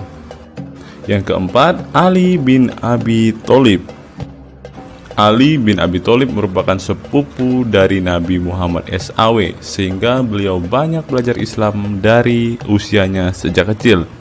Ali bin Abi Thalib pernah ditinggal Nabi Muhammad SAW saat perang Tabuk untuk menjaga para wanita dan anak-anak. Setelah meninggalnya Utsman bin Affan, beliau meneruskan kepemimpinannya. Namun di masa kepemimpinannya banyak sekali pertentangan dan perpecahan kelompok dengan pemikiran masing-masing. Talhah bin Ubaidillah. Meski tak seterkenal para khulafaur rasyidin, namun beliau merupakan sosok perlindung bagi Nabi Muhammad dalam perang Uhud dengan menangkis anak panah dengan tangannya hingga kehilangan jari-jarinya. Selain itu, Talib bin Ubaidillah disanjung karena kebaikan hati dan sedekah beliau. Yang keenam, Zubair bin Awam. Zubair bin Awam merupakan orang pertama yang berani mencabut pedangnya di jalan Allah SWT saat ia menduga ada orang musyrik yang sewenang-wenang kepada Nabi Muhammad SWT. Perjuangannya untuk masuk ke Islam tidaklah mudah. Beliau sempat disiksa oleh pamannya sendiri agar tidak mengikut Nabi Muhammad SAW. Yang ketujuh, Abdurrahman bin Auf. Abdurrahman bin Auf merupakan seorang saudagar yang kaya raya. Walaupun seorang yang berlimpah harta, beliau banyak menggunakan hartanya untuk kaum muslimin. Ketika mendengar bahwa dirinya akan masuk surga, Abdurrahman bin Auf khawatir apakah layak masuk surga dan merasa dirinya bukanlah siapa-siapa. Yang kedelapan, Sa'ad bin Abi Waqqas. Sa'ad bin Abi Waqqas merupakan paman Nabi Muhammad SAW dari ibunya. Ketika mendengar Islam di Mekah, Sa'ad langsung menghampiri Nabi Muhammad SAW untuk beriman kepada Allah SWT dan Rasulnya. Sa'ad bin Abi Waqqas merupakan orang pertama yang meletakkan anak panah di jalan Allah SWT. Beliau juga dipilih menjadi komandan perang Qadisiyah dan diangkat menjadi gubernur Kufah di masa kepemimpinan Utsman bin Affan. Yang kesembilan, Sa'id bin Zaid. Apabila seseorang yang mampu membuat Umar bin Khattab yang keras bisa masuk ke dalam Islam, beliau adalah Sa'id bin Zaid dan istrinya Fatimah bin Khattab. Beliau mengadakan pertemuan di Darul Arqam dan sebelumnya menyampaikan dakwah di dalamnya. Sa'id bin Zaid tidak pernah absen dari peristiwa penting dan peperangan bersama Nabi Muhammad SAW kecuali di perang Badar. Yang ke-10, Abu Ubaidah bin Zarah. Abu Ubaidah bin Zarah merupakan seorang sahabat Nabi Muhammad yang lemah lembut namun cekatan. Beliau termasuk salah satu generasi pertama yang masuk Islam. Ketika perang Uhud, dua gigi depannya copot, malah tampilan dirinya makin bagus. Giginya ompong dikarenakan ia mencabut 2 rantai yang masuk melalui lubang kancing topi besi di wajah Nabi Muhammad SAW karena terkena tebasan. Dari 10 kisah tadi, semua sahabat Nabi itu terkenal dengan perbuatan baiknya. Apakah standar umat muslim masuk surga adalah dengan berbuat baik? Perbuatan baik tentu tidak dapat menyelamatkan. Seorang ustadz pernah berkata seperti ini. Mengantarkan kita masuk ke surga itu bukan amal perbuatan kita. Kita semua masuk ke dalam surga Allah kelak itu lantaran mendapat anugerah dari Allah dan mendapat rahmat dari Allah. Jadi bukan karena amal ibadah kita. Apa tanggapan teman-teman setelah menyimak kisah ini?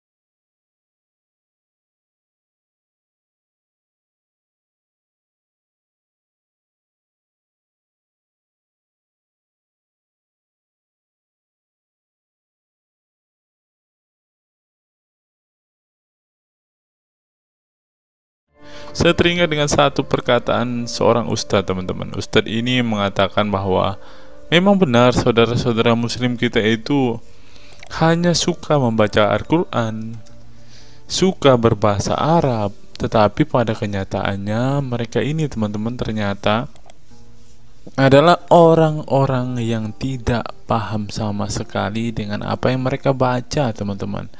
Dan akhirnya Ustadz ini mengatakan bahwa saudara-saudara muslim kita ini seperti keledai, teman-teman. Mari kita dengarkan apa yang disampaikan Ustadz ini. Kita bangga menghafal Al-Quran tapi tidak memahami Al-Quran. Senang mengulang berbahasa Arab tapi tidak mengerti bahasa Arab. Suka membaca Al-Quran tapi tidak memahami maknanya. Akhirnya apa? Menjadi keledai di Indonesia. Tidak sampai di situ saja, teman-teman. Menurut NU Online, seperti yang disampaikan oleh Gus Baha, ingin umat Islam banyak baca Al-Quran meski tak paham maknanya. Teman-teman bisa baca sendiri ya judul artikel ini. Artikel ini mengatakan seorang Gus ingin umatnya itu semua umatnya dia ingin bahwa mereka harus mau dan rajin membaca Al-Quran, teman-teman. Walaupun ya pada kenyataannya apa yang mereka baca mereka tidak ketahui. Apa yang mereka baca mereka tidak tahu maknanya, teman-teman. Mari kita dengarkan dan lihat apa isi dari artikel yang diransir oleh NU Online ini, teman-teman. Jakarta, NU Online.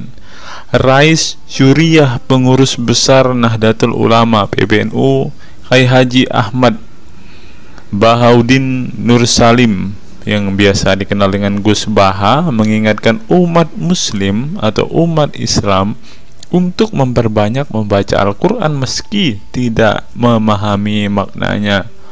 Waduh, gak bahaya kah ini? Ustadznya mengatakan harus baca saja Al-Quran walaupun tidak paham. Wah, bisa-bisa umat Islam jadi keledai se-Indonesia nih, seperti yang dikatakan Ustadz yang barusan tadi. Karena semuanya disuruh baca, disuruh hafal, tidak peduli tahu atau tidak arti dan maknanya. Aduh, gimana ini, teman-teman? Sebagai kitab suci, Al-Quran harus lebih dekat dengan umat Islam. Cara mendekatinya bisa dengan mempelajari dan memahami kandungan Al-Quran atau membacanya. Membaca Al-Quran lebih bernilai ibadah, terutama di bulan suci Ramadan.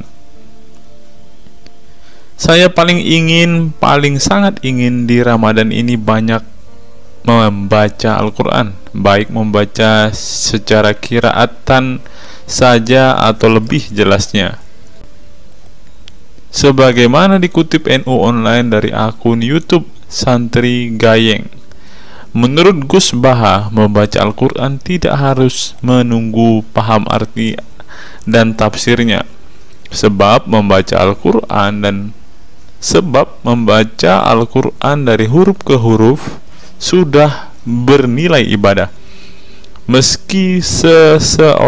Meskipun seorang yang membacanya itu tidak paham arti dan maknanya, terlebih ketika membaca dan kemudian menjadikan isi Al-Quran sebagai bimbingan hidup. Gus Baha mencoba melogikakan orang yang membaca Al-Quran tetapi tidak memahami maknanya. Ia menjelaskan ketika seseorang membaca Al-Quran dan tidak paham maknanya, maka seseorang itu hanya menyibukkan diri dengan kalamullah. Hal ini menurut Gus Baha sesuatu yang baik. Tetapi Ustadz yang tadi mengatakan kalau hanya bisa membaca tetapi tidak ngerti maknanya, mereka sama dengan keledai di Indonesia. Nah, sekarang umat muslim bingung nih harus ngikutin yang mana, mau jadi keledai atau hanya menjadi pembaca tetapi tidak tahu apa-apa nih. Lanjut teman-teman. Efek dari kesibukan dengan kalamullah itu pasti tidak melakukan maksiat. Tetapi kalau kita melihat ya, kalau ada satu contoh kasus yang terjadi di pesantren kemarin kan teman-teman, di artikel yang kita baca sebelumnya, bahwa kejadian atau hal yang bersangkut paut dengan maksiat ini terjadi di dalam pondok pesantren teman-teman. Bagaimana ini Gus Baha? Kalau Anda mengatakan bahwa ketika orang sibuk dengan membaca Al-Quran dengan kesibukan membaca kalamullah dan bisa terhindar dari melakukan hal-hal maksiat, tapi kok di pondok pesantren malah terjadi maksiat nih Gus Baha, bagaimana ini? Lanjut, saya beri contoh, meskipun membaca saja dan tidak paham artinya itu tetap baik. Ada orang yang semalaman itu duduk bersama keluarga, ngobrol ringan tentang masa lalu, cerita lucunya atau lucunya anaknya. Pada malam itu ditulis oleh malaikat bahwa keluarga ini tidak maksiat, tidak dugem, tidak narkoba, dan tidak ke tempat maksiat, jelasnya. Gus Baha mengatakan keberkahan dari seorang muslim atau muslimah menyibukkan diri bercengkrama bersama keluarga, asik guyon dengan teman dan tetangga adalah tidak melakukan maksiat dan tidak macam-macam, apalagi jika saat itu membaca Al-Quran. Hal ini sesuai dengan kajian ilmu usul fikih yang dipelajari Gus Baha dari Al-Makfurlah Kiai Haji Maimun Zubair. Ia menegaskan bahwa di antara kebaikan agama Islam adalah meninggalkan itu adalah pekerjaan yang tidak butuh modal. Gus Baha menjelaskan, apabila seseorang ingin mendapat pahala sholat, maka harus sholat. Kalau ingin mendapat pahala haji, maka harus haji. Namun ada kebaikan yang tidak perlu modal, yaitu meninggalkan kemungkaran. Caranya cukup meninggalkan hal-hal yang dilarang Allah. Cara meninggalkan kemungkaran bisa dengan bercengkrama dengan keluarga, baca Al-Quran, bercanda dengan teman, dan hal positif lainnya. Sehingga kalau ada orang yang tanya, kenapa baca Al-Quran meskipun tidak paham itu dapat pahala? Satu, karena itu kalamullah. Kedua, sebagai kebaikan itu adalah meninggalkan kemaksiatan. Meninggalkan itu bisa dilakukan dengan hal-hal mudah. Ini pentingnya ngaji. Saya ngaji usul fikih dengan Kiai Haji Maimun, abahnya Gus Yasin, katanya. Gus Baha mengaku sejak kecil ia sudah terbiasa membaca dan mempelajari Al-Quran, bahkan hingga saat ini. Kebiasaan Gus Baha mempelajari Al-Quran yang berlangsung puluhan tahun ini membuatnya memiliki kecintaan yang mendalam dengan kitab suci yang diturunkan kepada Nabi Muhammad itu. Ia juga membaca banyak literatur klasik maupun modern untuk memahami Al-Quran, kemudian melakukan diskusi dengan banyak pakar Al-Quran dari berbagai daerah dan negara tentang berbagai tema. Tetapi syukur-syukur bacanya Al-Quran itu paham. Artinya paham sesuai dengan kapasitas masing-masing. Saya mulai kecil hingga sekarang masih ngaji Al-Quran, masih belajar, juga masih terus mencari ilmu. Ucap pengasuh pondok pesantren Tahfidzul Quran LP3 IA Rembang, Jawa Tengah itu. Nah teman-teman, setelah mendengarkan apa yang dikatakan Ustadz Munzir Situmorang dan juga Gus Baha ini, taulah kita sekarang mengapa ketika ada debater Islam yang berdebat dengan saudara-saudara apologet Kristen kita, mereka tidak paham sama sekali dengan Quran mereka, dengan hadis mereka, karena ya seperti ini teman-teman. Membaca Al-Quran, menghafal Al-Quran itu adalah sebuah ibadah bagi kepercayaan mereka teman-teman. Walaupun mereka tidak paham apa yang mereka baca, walaupun mereka tidak mengerti sama sekali apa yang mereka baca teman-teman, yang penting dibaca saja, itu adalah sebuah amal baik. Nah teman-teman, kita belajar bahwa ketika apologet Kristen berdebat dengan para apologet Islam atau dengan para polemikus Muslim, inilah yang terjadi teman-teman. Mereka tidak paham sama sekali ketika mereka ditanya isi hadis dan Qur'annya. Karena pada intinya atau pada kenyataannya, seperti pengakuan dua ustadz ini tadi, bahwa memang benar umat muslim itu hanya senang membaca, hanya suka membaca, hanya suka mengimani, tetapi tidak paham sama sekali dengan apa yang mereka baca dan imani teman-teman. Sebagai contoh teman-teman, kita kalau melihat perdebatan antara Gurunda Zuma dengan apologet Kristen ya, ketika Zuma ditanyakan ayat-ayat Al-Quran atau hadis-hadisnya, Zuma pasti tidak pernah menjelaskan ayat dan hadis itu teman-teman. Alasannya ya kita tahu ya, sekarang ternyata memang Zuma pun ternyata hanya hafal, hanya suka membaca, tetapi tidak paham dan tidak mengerti sama sekali dengan apa yang mereka baca dan hafalkan teman-teman. Ya, jadi kita bisa ambil kesimpulan bahwa orang-orang model seperti ini sama seperti keledai di Indonesia, seperti yang diungkapkan oleh Ustadz Munzir Situmorang tadi teman-teman.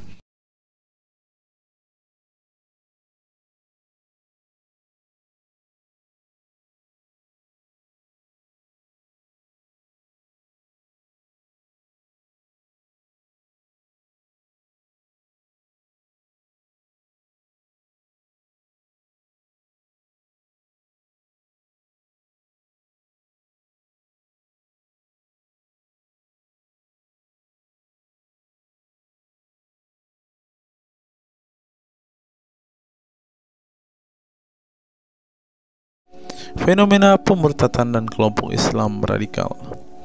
Sejumlah sarjana Islam mengemukakan hukuman seorang murtad adalah hak prerogatif Tuhan, bukan wewenang manusia. Masalah pemurtadan selalu menjadi isu penting dalam sejarah wacana keislaman. Dalam Islam, tindakan atau sikap seseorang muslim meninggalkan agama Islam, baik dengan perkataan maupun dengan perbuatan, disebut dengan ridah atau irtidad dalam bahasa Arab. Dan orang muslim yang melakukan tindakan ini disebut murtad. Nah, seperti yang dikatakan oleh Yakut tadi teman-teman, dengan mengatakan toa itu seperti gonggongan anjing, dia sudah murtad teman-teman. Itulah sebabnya saudara-saudara muslim menganjurkan dia untuk istighfar dan mengucapkan 2 kalimat syahadat kembali. Lanjut.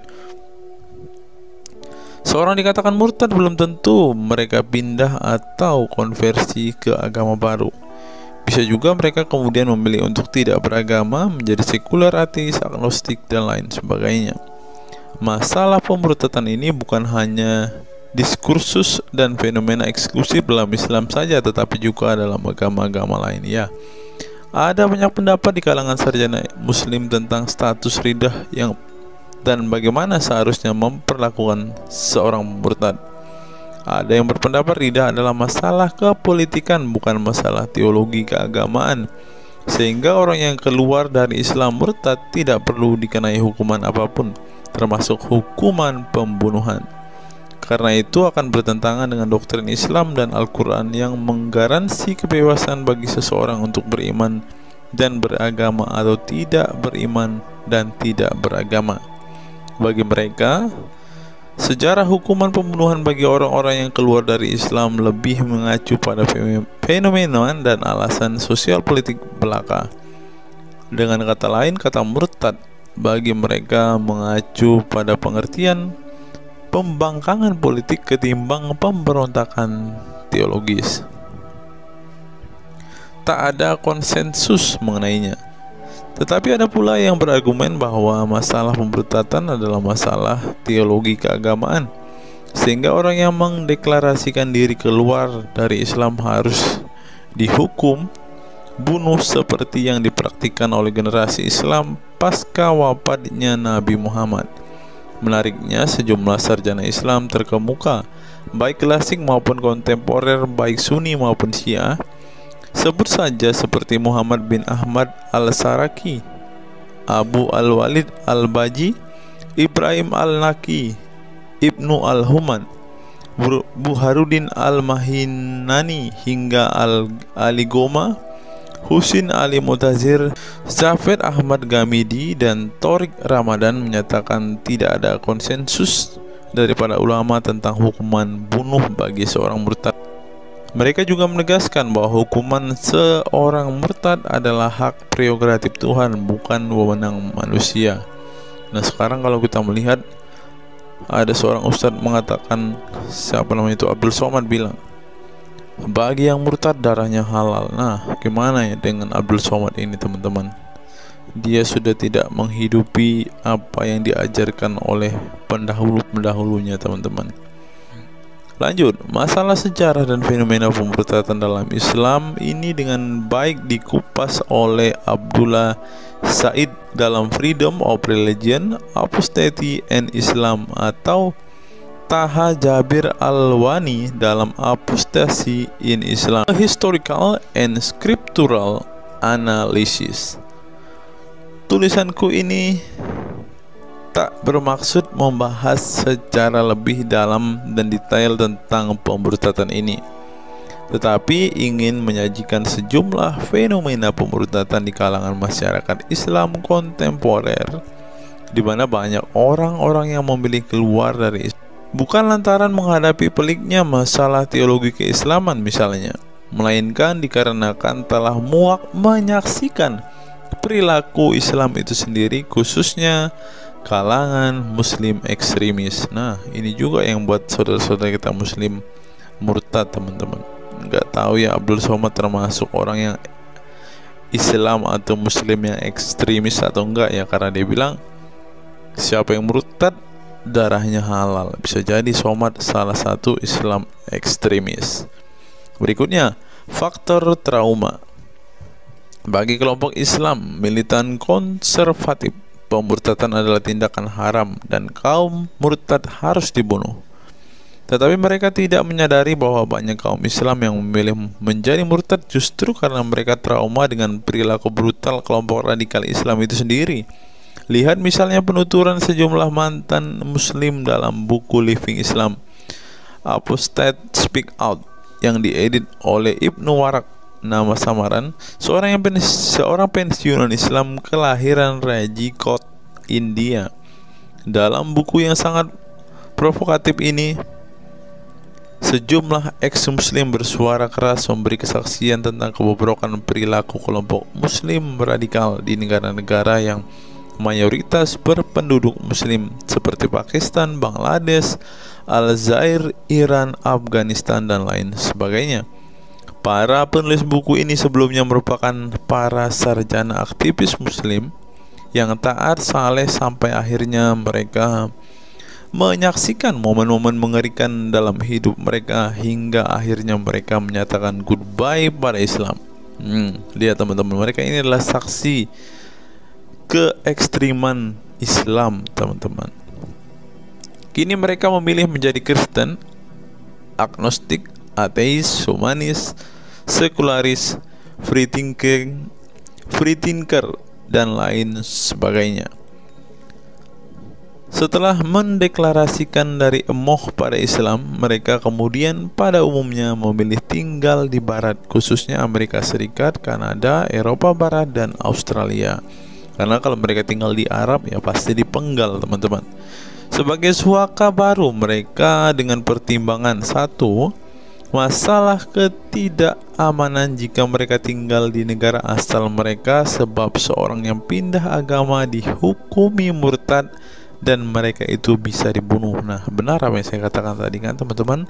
Yang kedua, lantaran di Barat ada jaminan soal kebebasan beragama. Nah, kalau di negara asal mereka hanya satu agama, teman-teman. Kalau mau meluk agama lain ya siap-siap dipenggal karena darahnya halal. Inilah ajaran Islam yang asli. Berikutnya, buku yang ditulis oleh kaum murtad ini penting untuk disimak sebagai kritik tajam atas tindakan radikalisme agama yang dilakukan oleh, meminjam istilah Muhammad Said Asmani, kelompok ekstrim yang sering menebarkan kekerasan dan kebencian dalam menyampaikan pesan-pesan keagamaan tanpa disadari bahwa perilaku sadis dan barbar mereka telah menyebabkan sebagian umat Islam frustasi dan kehilangan kepercayaan terhadap agama mereka, kemudian memilih hengkang dari Islam. Ini menunjukkan bahwa masalah pemurtadan atau proses konversi tidak semata-mata masalah teologi keagamaan, tetapi juga sosial, politik, dan ekonomi. Itulah yang dialami Ibnu Warraq, Ali Sina, Anwar Saik, Faisal Muhammad, Syarek Malik, Samia Libini, Abul Qasem, dan masih banyak lagi. Semula mereka adalah para pemeluk Islam saleh yang kemudian memilih keluar dari agama ini setelah mereka mengalami dan menyaksikan peristiwa tragis dalam sejarah hidup mereka. Simak misalnya penuturan Ali Sina dalam Why I Live Islam, My Passage from Faith to Enlightenment. Ali Sina yang masih keturunan Ayatollah Iran ini menuturkan pengalaman getir hidupnya menyaksikan serangkaian horor di negaranya Iran. Dia mengatakan sejak Ayatollah Khomeini berhasil menggulingkan diktator Shah Reza Pahlavi pada tahun 1979, segera ia mengganti ideologi sekuler negara dengan ideologi Islami yang tunduk sepenuhnya pada otoritas Khomeini. Masih menurut Ali Sina, alih-alih ingin menegakkan kedaulat Tuhan, dalam praktiknya yang terjadi justru penegak kedaulatan Khomeini, di mana melalui agen rahasianya yang bernama Saza Mene Ate Laat Fa Amniate Keskharar yang disingkat Sefak, dia dan para pendukungnya menghancurkan siapapun yang tidak mau tunduk pada otoritas politik keagamaannya, termasuk bekas sekutunya. Maka pada saat Imam Khomeini berkuasa, kata Sina, nyawa pun menjadi sangat murah. Ribuan orang Irak dibunuh sebagai efek perang teluk antara Iran-Irak. Ribuan pengikut Bahai Faith disiksa dengan tuduhan murtad, dan ribuan penduduk Iran yang menolak otoritas politik dan agama sang imam dipenjara. Nasib kaum perempuan lebih tragis lagi.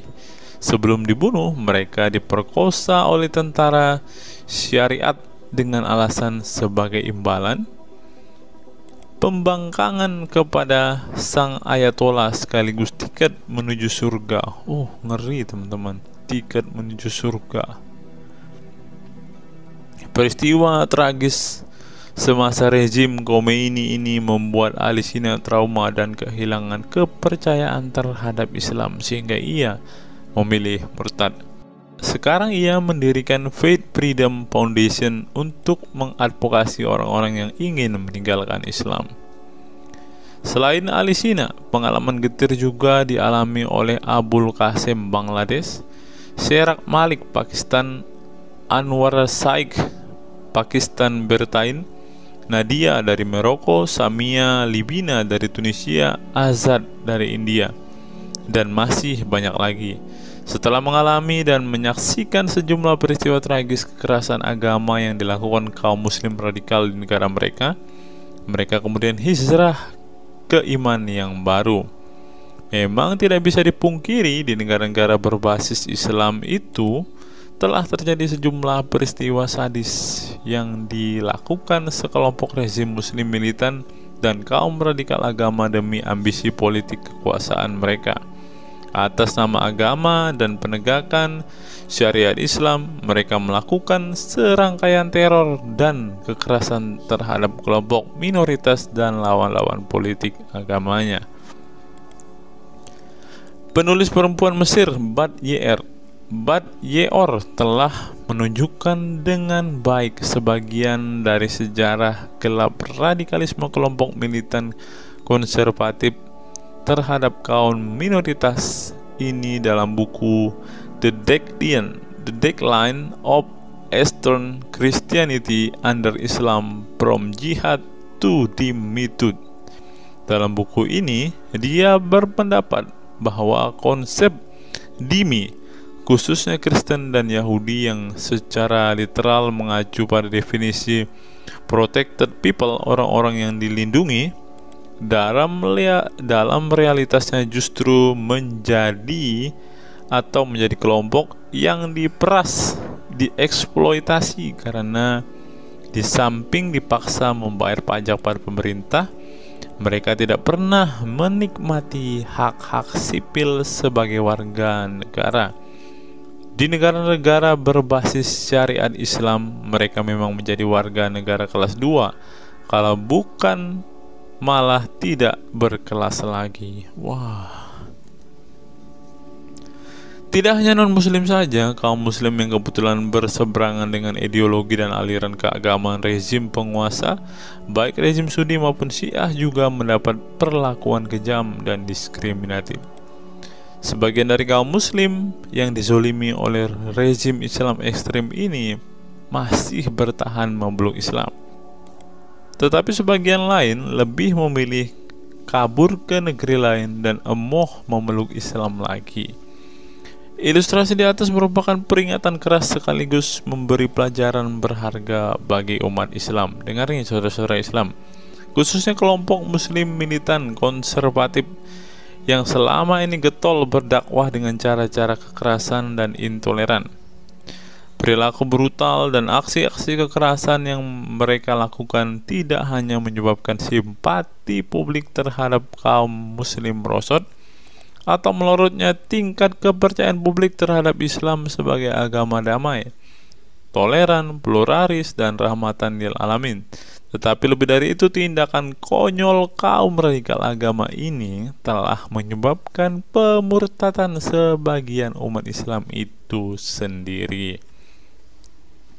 Kedepan kaum muslim harus menebarkan Islam dengan cara-cara damai, santun, dan toleran, bukan dengan tindakan keras, kasar, dan intoleran yang justru merugikan Islam dan kaum muslim itu sendiri. Jika memang Islam itu agama rahmat bagi alam semesta, maka buktikan itu dengan tindakan nyata. Wallahu alam bishawab. Nah, itulah fakta-fakta yang bisa saya sampaikan pada kesempatan hari ini, teman-teman. Kiranya fakta-fakta ini dapat membuat kita semua sebagai umat Kristen semakin bersemangat berdoa, terlebih memberitakan Injil kepada saudara-saudara muslim kita yang benar-benar rindu, yang benar-benar ingin dan haus mendengarkan kabar baik, teman-teman. Karena Alkitab memang mengatakan ada orang-orang yang hatinya sudah tertutup untuk Injil dan mereka tidak akan pernah mendengarkan kabar baik itu. Bagi saudara-saudara muslimku, segeralah murtad, karena sesuai dengan apa yang kita bacakan hari ini, banyak sekali fakta-fakta yang di luar nalar yang bisa menjadi alasan kalian untuk meninggalkan agama Islam. Apa pendapat teman-teman setelah menyimak video ini? Silahkan tuliskan komentar waras teman-teman di kolom komentar video ini, agar banyak orang semakin waras dan semakin sadar bahwa hanya Yesuslah satu-satunya Tuhan dan Juru Selamat. Hanya Yesuslah satu-satunya yang menyediakan surga bagi setiap orang yang percaya kepadanya. Salam waras, salam sadar. Sampai bertemu di video-video kita berikutnya. God be with you all.